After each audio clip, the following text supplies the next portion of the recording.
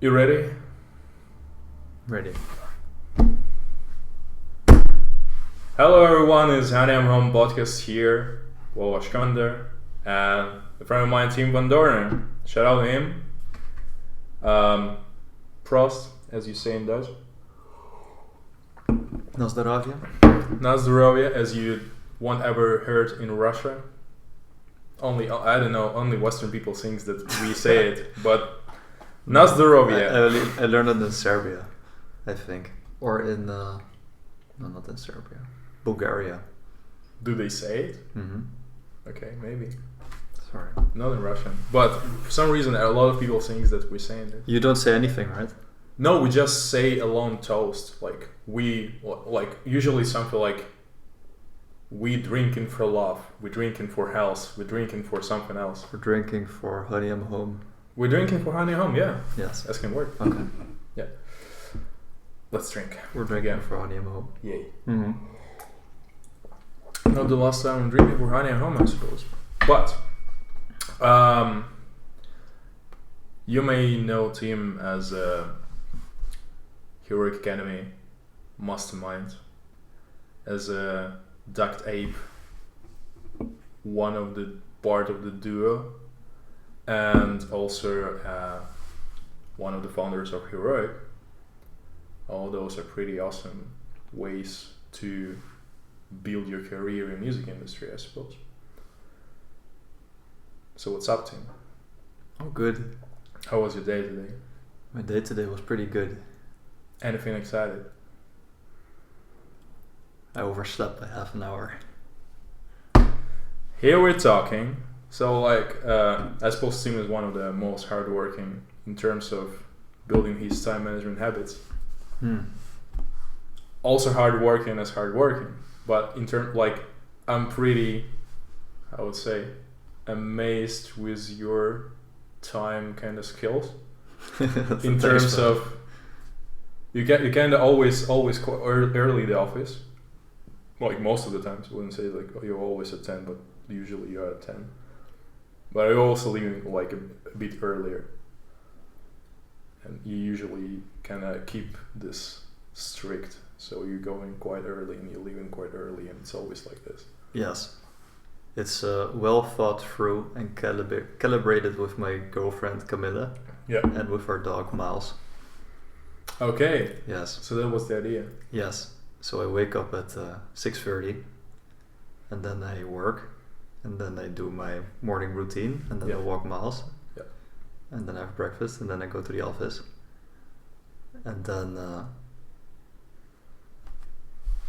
somewhere around 5 or 6 miles need to be walked again. Mm-hmm. So then I'll do that. Okay.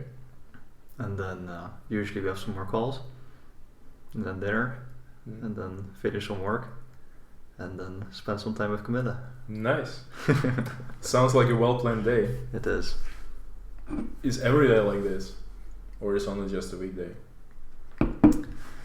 Yeah, weekends I don't go to the office. Well, besides going to the office, but is it also as well planned as your weekday? Yes. Why? Because there's much to do. So for instance, tomorrow morning 9 o'clock we have a dog training class. Yeah.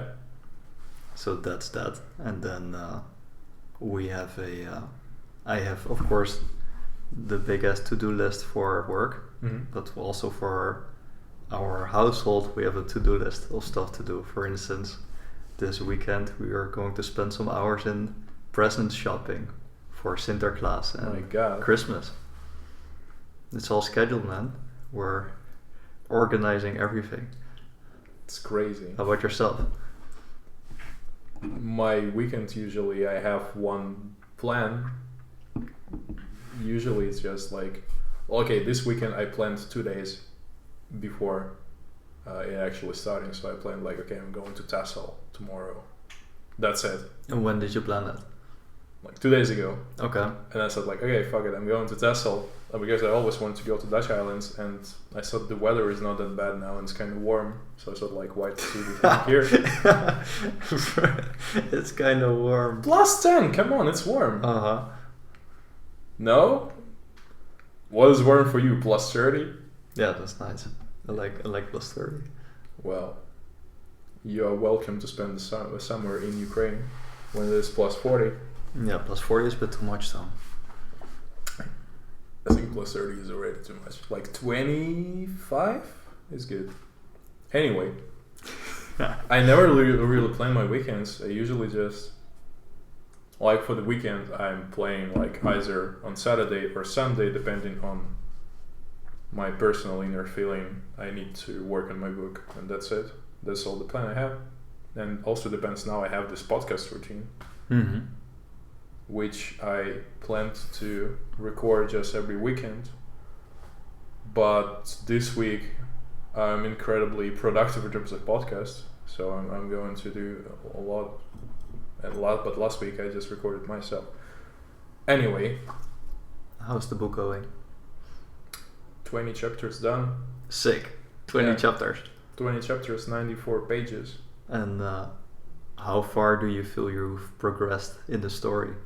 I always say it's 40%, but probably it's something more of a 25. So it still feels like it's just the beginning. Sick. Yeah, I'm afraid it's gonna be not just one book. Do you think it will be a closed story in one book, or will it be a series maybe? Or it's too early to tell? I really want to make it one book, but it's maybe two. Unfortunately, or fortunately, I don't know. I mean, like for the person who never written a book, I usually write short stories, but then at some point of time, like my short stories progress from 3 pages to 17, 18 pages for one story. That's when I realized I want to try a long form in writing, and yeah, I'm trying. Sick. I'm trying, yeah. Is this online? Online? I mean. Are your short stories available to read online? Yes, they are. They are? Some of them. Where? They're in Russian. I have 2 in English, which I wrote for a competition, short story competition, and both of them were 2 pages. Yeah, probably not something I'm really proud of, but. When did you write them? Those were good, I would say. When I wrote them, I was last year and the year before that. So I found the competition in Writer Digest, and it was like short story competition. So I was like, okay, I never written anything in English in terms of fiction, so why not to give it a shot? That's cool. Yeah, the first one didn't really work out. No one really understood what I meant because I used a lot of symbolism. Like the whole story is a big symbol in terms of the period of becoming a grown-up. Okay, yeah. Stepping into adult life. No one really realized that, and people saw that just about a person who's afraid of flying. Anyway, yeah, just working on it. That's cool. Yeah, I'm trying to make it every week, but sometimes I just don't feel like it, and I don't want to push myself, because otherwise it's just gonna be. I can push myself for 2 hours, and it's just still be just one alinea. Yeah. And who need this? No one need this. I heard Shakespeare would stop writing halfway a sentence. Really? Yeah. So if he doesn't feel like it. No, so that next time when he starts, he can at least finish a sentence, and then it will be easier to start writing. That makes some sense. Yeah. I may go in further, else just stop in the middle of the word. Like, no, I'm just writing the word. Yeah.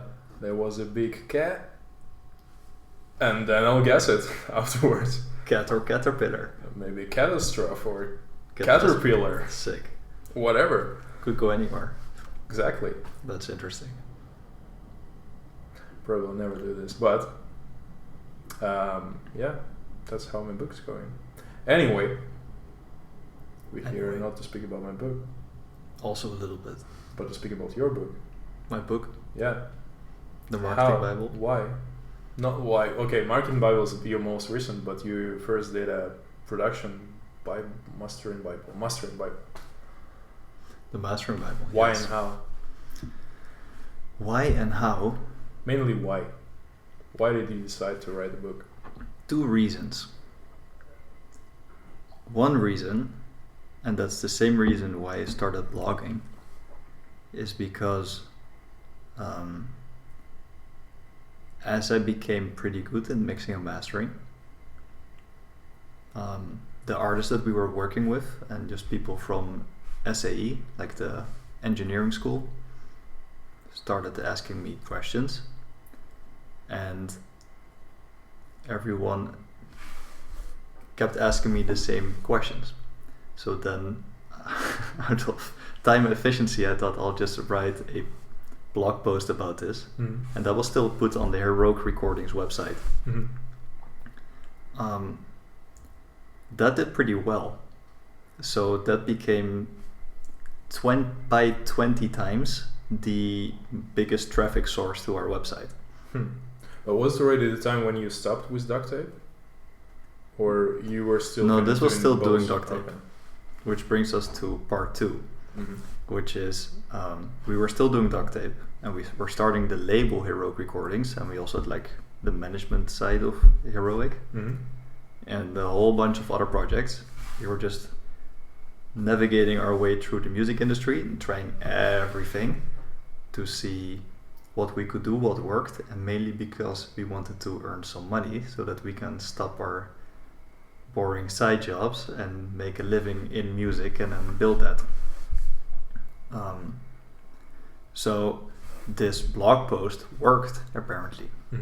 So then we created a website for that, Heroic Audio, and then I wrote some more blog posts for that and sold my mastering service and mixing service as a service, offered that, sold that. That worked, but it wasn't scalable. You know, it was just me, and there's only so much time you can spend on mastering and mixing, so there's a cap to that. Meanwhile, Buddy had his own blog where his posts also worked, right? There was a lot of positive response on that. And he tried writing the book, the SoundCloud Bible, and that worked. And once he had written that just sold by itself. He didn't have to put any more time into that. So that was just a pretty solid income stream. So I thought, let's try that for mastering. And that worked as well. So then when I launched the book, the Mastering Bible, it was helping a lot of people, which was great. And B, it created a solid income stream for Heroic. So those were the 2 reasons. All right. And then, well, I mean, the Music Marketing Bible, the book, which was never out, which will never be out, I suppose. I mean, I misspoke actually. I was trying to say I do it again. Mastering Bible. I kept doing that because the names are so similar. Yeah. Marketing and mastering, and then Bible and Bible. Exactly. I actually wonder why it's Bible. Sure. It wasn't my main decision. It was Woody, because he first launched the SoundCloud Bible. Yeah. He made that decision because he wanted to market his book as the best one, and that no one could top it. And I think that has worked so far. So then how would you call a book that cannot be topped? And Buddha's conclusion was, let's call it the Bible. Well, yeah, you probably won't call a book Harry Potter or something, but... No, right. Anyway, yeah. Because I've seen, maybe because I never really paid attention to it, but I've seen that it's quite a widespread marketing tactic to call a book a Bible. So I even I even bought a book Consulting Bible. But it has become more common indeed. Also our competitors start using it. Yeah, but this one was out, I think, maybe at around the same time as yours, or maybe a year before or something like this. So yeah, my eyes are started to pay attention to this, or it's really became a trend that people just calling it, everything now is Bible, and I was like, please, don't make religion out of everything, guys. Anyway, interesting. I mean, that's kind of well thought move, I would say. Yeah. Okay. We tried many things, and this is something that worked. That's good. I know you made this fuck up nights thing. Yes. I know it was quite nervous for you and stressful for you. Yeah. So what was the story you told? I told the story about Heroic Academy and how that failed. I mean, it didn't die, but it was close to dying, and we lost a lot of money, and we lost the entire team. Yeah.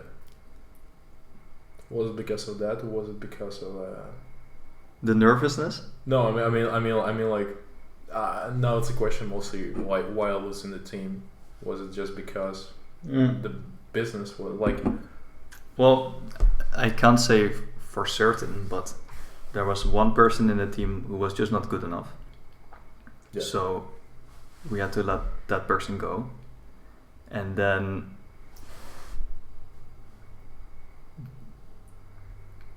like it wasn't a direct causality, but you might consider if the team feels that it's not working, they're less interested to stick around. Yeah. They choose to take different paths. So one person wanted to start freelancing for himself, the other person wanted to start freelancing for himself, and then the third person decided last minute that instead of moving to the Netherlands to be with us in the office, wanted to pursue his music career as an artist. And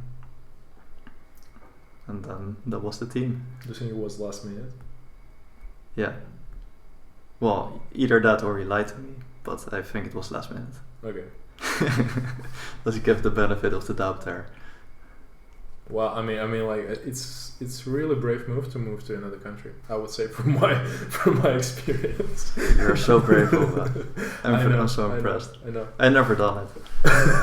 Well, you're not missing out, to be honest. Anyway, why not? I mean, it's difficult. In some sense, yes. I really started to understand why maybe my parents didn't decide to move, even though like the situation that's happening right now is kind of complicated. So it's kind of better probably to move somewhere else. Are they considering that? I'm trying to persuade them. Yeah. Persuade them. Yeah. Because I understand. It's kind of hard to build a relationship when you're already older. Like I understand that I'm young and I'm kind of fine with kind of sticking around, and I'm kind of international minded, like world minded, whatever you call this. So like I cosmopolite in this kind of sense. So I kind of don't really care about this stuff. But the language differences, everything, like the cultural difference is kind of a bit more complicated for, I think, anyone. And also I don't think that all of my friends would actually go. Like I think only one friend of mine actually decided. A couple of friends of mine decided to move. And so most of the people just stay in Ukraine, and not just because they couldn't, but they never really wanted. Yeah. So yeah. So like if you don't feel like you need to move, you're not missing out, to be honest. That's true. Exactly. I think it's probably is good though to live somewhere else. I mean, I think you should just follow your heart or something, like follow your heart. My God, what did I just say? Anyway, it's so such a stereotypical phrase. I mean, is that going to be the crux of this conversation? Is that going to be the punchline? We can we can make it the punchline. Just follow your heart. No. Anyway, yeah, it's kind of complicated topic, I think, a bit. For me at least, because I was kind of always was ready for leaving the country. Like my parents prepared me for this since very young age. So I always lived with that thought in mind that I'm gonna leave somewhere else. So I was fine with that. And then the goal was to find a place to study. Or what? Kind of. Like I even probably if I even studied in a different circumstances, I wouldn't consider going back. But now, no. Yeah, it's complicated. Okay. Let's call it like this. Anyway, let's move to another thing. Okay. Which is, I suppose, I asked you several times about that. And I know your story that how you decided to become a music artist. Mm-hmm. How you came up to the point when you realized it's not your thing, even though it was kind of exciting for you to jump into it. Sure.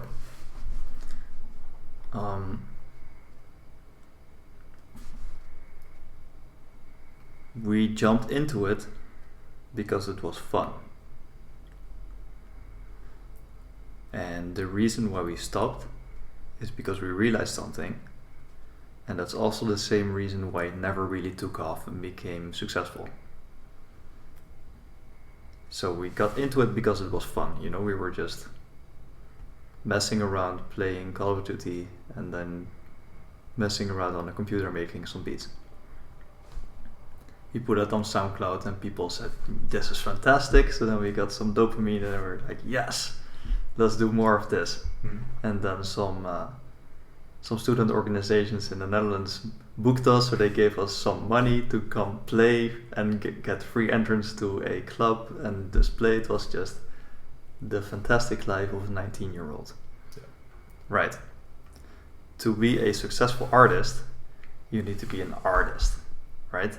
From your inner core, you have to create art, something new that moves people.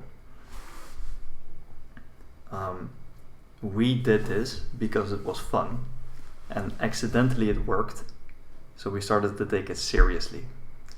You know, so Buddy came on board, co-founder of Heroic, manager, started managing us, and he took it even more seriously, so we all took it very seriously, and we were going to make this successful. So these are the goals, and we're going to work for that, and every opportunity we're going to take. So it was kind of a hollow project because we didn't have an artistic vision or a style or a feeling that we wanted to express. We just had goals because we thought this thing was fun. Mm-hmm. Right. Also, we didn't really know ourselves, which is also an important thing to succeed in life, but also as an artist. You know, you want to know yourself, what do you stand for, what is your art, what is your vision, and then you build on that. Mm-hmm. We were young and stupid. We didn't know that. And after 5 years, we didn't reach our goals, which was our preset point that we would evaluate. Why didn't we reach our goals? 5 years. Yeah. Oh. Yeah. We did it 5 years. Okay. So our goal in 5 years was to play the world, just play gigs around the world, play on big festivals and do like concerts where people fill up a venue to see you. Yeah. That was not the case.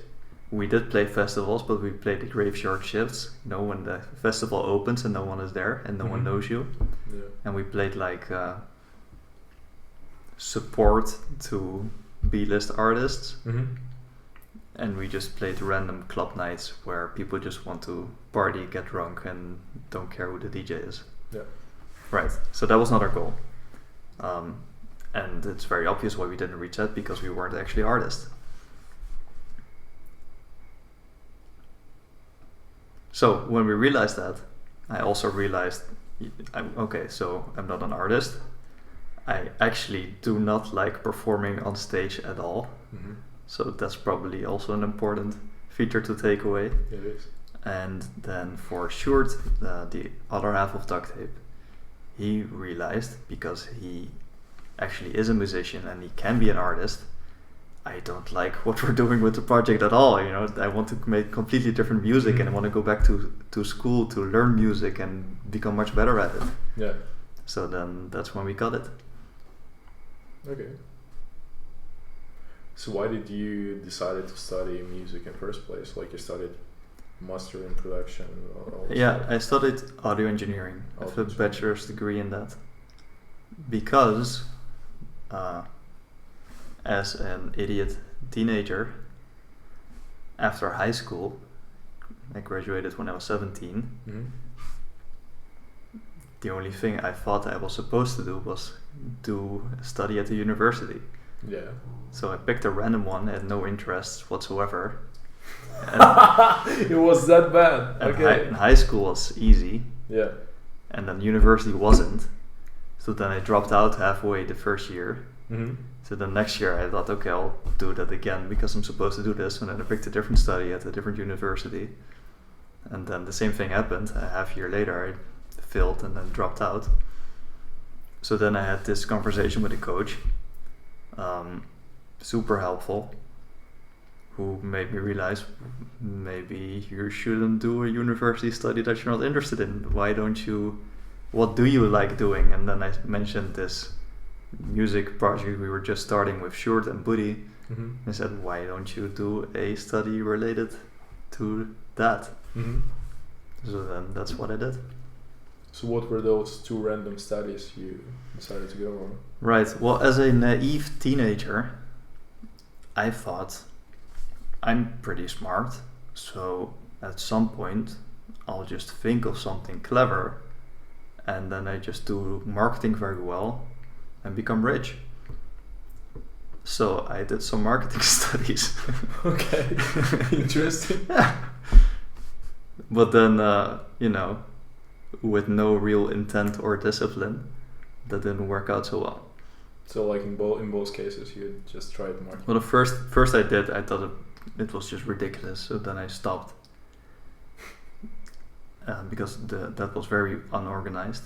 And then the second study was good. It was just complicated. Mm-hmm. But I was not a good student whatsoever and had no discipline whatsoever. Mm-hmm. So then I think after 4 or 5 months I had a meeting with my study coach, Mm-hmm. who asked me, how did your exam go this morning? After which I replied, what exam? Yeah. And then he said, well, you needed this exam to continue to the next semester, so that's it, you're done.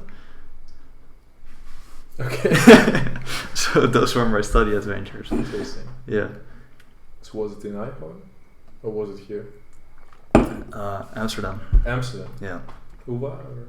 Yeah. Okay. Nice. Well, I mean, that's interesting because I also had a friend who tried to pursue more of a engineering thing. Mm-hmm. Then he was so pissed off with all the professors and his group, like student group. He was like, fuck it, okay, I'm leaving. So he moved to another university, starting programming. He was pissed off even there. Like it was another university in another city. Yeah. So he dropped out again. I wasn't I was just in a bad place for myself. I wasn't disciplined or a happy person generally whatsoever. Yeah. And then at this weird schedule where you had a class in the morning and a class in the evening. Oh yeah. But I lived in The Hague and I didn't have friends yet at the university, so I just... and now I have 6 hours to spend in Amsterdam alone. What else you would do? Yeah. Yes, and then my class was just 80% girls, and then after the 1 month, all the guys quit.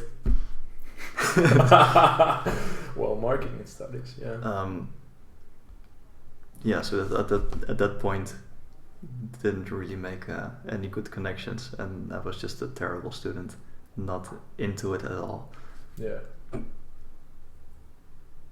Actually, doesn't know. You're like you were so good. If I can, in terms of study, if I can interpret it that way, yeah. Like you came with a master degree so young to us. Yeah. I mean, well, I started straight after school, and when I was 15, everybody was so kind of pushing me to become a programmer, but I never was really interested in it. Mm-hmm. So At the end of the day, like at the very last year of the high school, we had like, because it was in the math class, like we have these different profiles for different classes in school. Mm-hmm. So I was in a math class, which was considered like elite of the school. But we didn't really have much of a, like, let's say, economics, and we have economics at the very last year. And when I was like, damn, this is interesting, I want to study this. So that's how I then decided to just, no, I'm not doing computer science at all. I'm just going for economics. Even though I learned physics to make an exams for physics after I finished in the high school. Like, we have this weird system that after high school you need to do 4 exams, and then you can choose whatever suits those 4 exams. You can choose all the universities in the country, something like this. So I even did physics, and of course, like, I got A in everything. I even got an A in physics, and it was like, and then I was like, screw it, I'm going to study economy. That was it. And like, that's interesting. Yeah, and another thing, like in international economy, everybody was saying like, oh, you're going to study economy, there's gonna be a lot of girls there. And like in my course, on my subject, it was just like 50-50 difference, so it was really like well balanced. But actually on marketing, it was just like 10% guys, or like 3 guys and 40 girls, and I was like, okay, that's weird. Yeah. I don't know why, but marketing is kind of exciting. I actually like marketing. It is exciting. Yeah. Like, I actually had 2 choices after my bachelor. Mm-hmm. I applied for marketing and I applied for finance. But decided to go for finance for some reason. Because I was a bit better at marketing rather than finance. Mostly because finance wasn't really studied well in my university. Anyway. I'm saying anyway too much. I like anyway. But anyway. So like, it's always the perfect segue to another subject. I know. I really also want to speak a bit your vision on some different stuff, which are more abstract probably. Yeah. So let's go step by step, something from really not that abstract and kind of grounded to something universal. Let's go like this. Yes. Okay. I just regained my access to my account in Kraken, which is cryptocurrency platform, so you know. Mm-hmm. Is there still future for cryptocurrency? Of course. After the biggest drop for Bitcoin that ever happened. Yes. So what's the future? What do you think? It's exactly the same thing. So if you look at the past, how long is it now? 7 years of cryptocurrency? Something like that. If you look at the... No, 10 years. 10 years? Yeah. If you look at that way and just the one graph of all cryptocurrencies and the value that's in that, then it was just this. Sorry, I'll do it for the camera like this. And then there was this one peak. And I think that was in 13, 15? The first peak? Yeah. It was a big peak. Like it was like a huge peak and then dropped. And then exactly 1 year ago, like Christmas 2017, it was that peak but 5 times as much. Yes. And now it landed somewhere on like a third of that or a fourth of that. Yeah. So I think that's just how it will continue. And still there are a lot of bullshit currencies.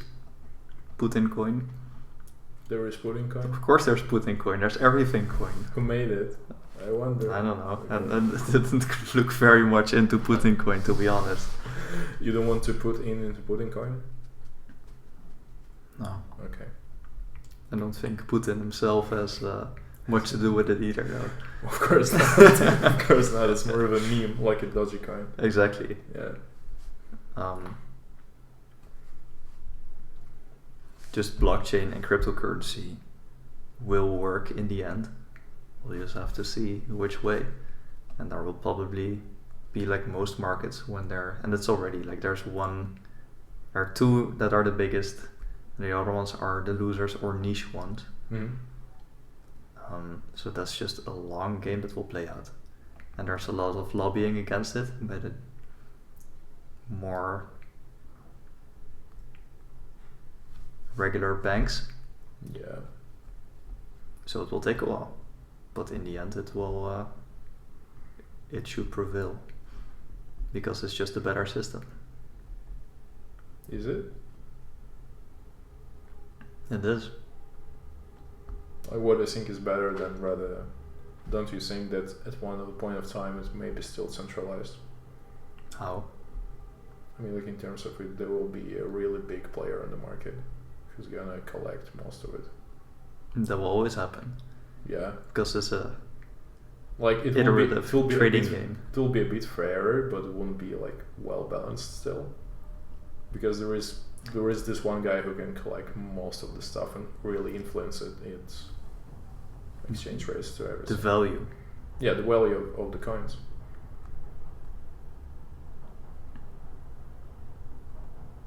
I'm not sure how that works, to be honest. But Yeah, I do think the big players will be inevitable, because that's just how trading games work, you know. Of course.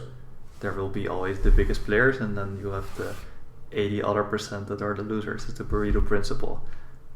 And of the top 20%, you also have like the 6% that have the most of those 20%. And it will always work like that.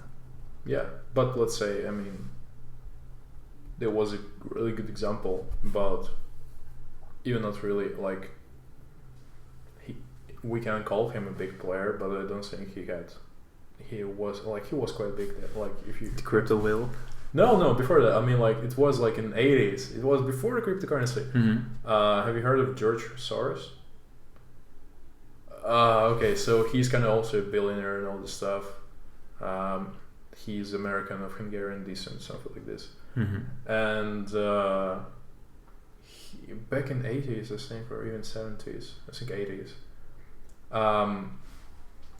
he just decided to play around the currency things, exchanges, and he played on like panic, basically.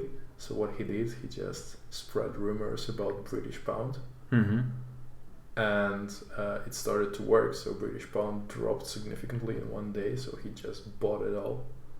And then everybody realized that it were just rumors, it was just bullshit hanging around. The exchange rate stabilized again, and he made like enormous amount of money just because of that. Yeah. So, I mean, seeing how... Isn't it illegal now? Technically. I mean, you can call yourself anonymous anyone, and you just sell your news to someone, some bullshit media, and they will just start to post, and everybody was starting to post it.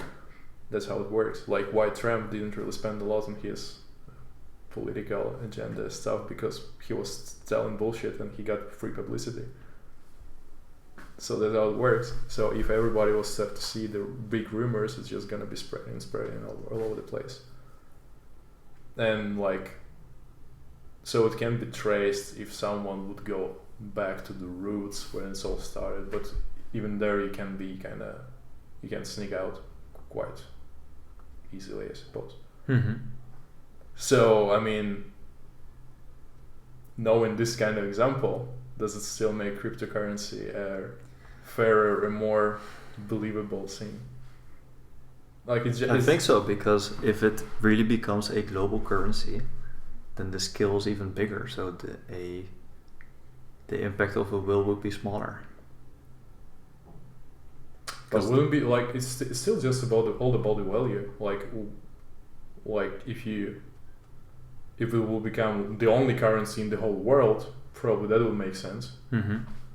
But there still will be, like we already see, there are a lot of other cryptocurrencies, and Ethereum also is kind of strong in terms of the older ones. So there will be at least multiple.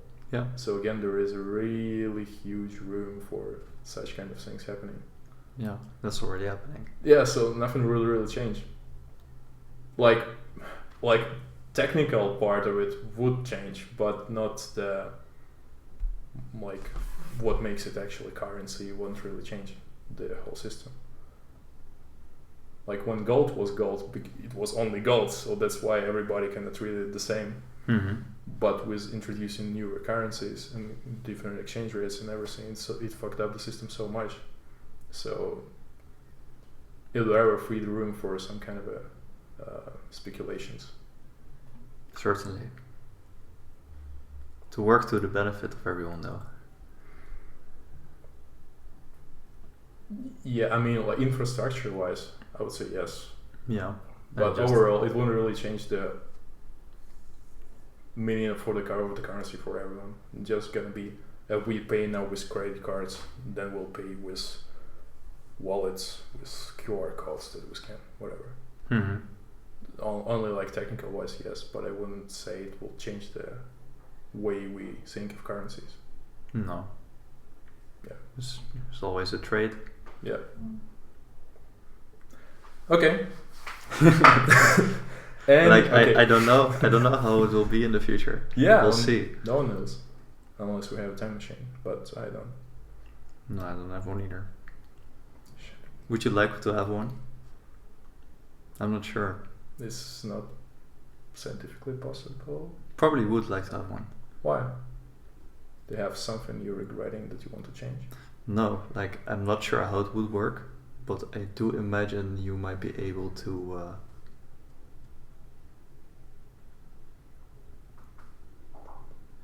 It really depends how it works. There are so many different theories and different movies. Yeah. So if you say you would go back in time and you would spend half an hour there, would that be your half an hour gone from here? Or not? Or would it mean you're just back when you come back from that half an hour? Or are you just then continuing the same second here? If that's the case, then you have almost unlimited amount of time, so you can learn much more and experience much more. In that case, it's great. Otherwise, I would probably focus on today. But don't you just fucking up the future based on the chaos theory? The butterfly effect. Kinda. Depends what you do. I don't think. I mean, anything can fuck it up. Depends on how far you go back and how close you are to home, I suppose. Well, you never know. Or maybe your time machine would land on someone's cat, and that person would die because of a heart attack, and there was a president of the world. Of the world? Yeah, and then the whole Sick. Apocalypse happening. I Then you play think Fallout 4 in real life. we're a few centuries away from having a president of the world. Maybe. You never know. Yeah. There wasn't a short story about president of the world. Just short advertisement every time, you know. Actually, so do you believe that it's actually possible to make a time machine?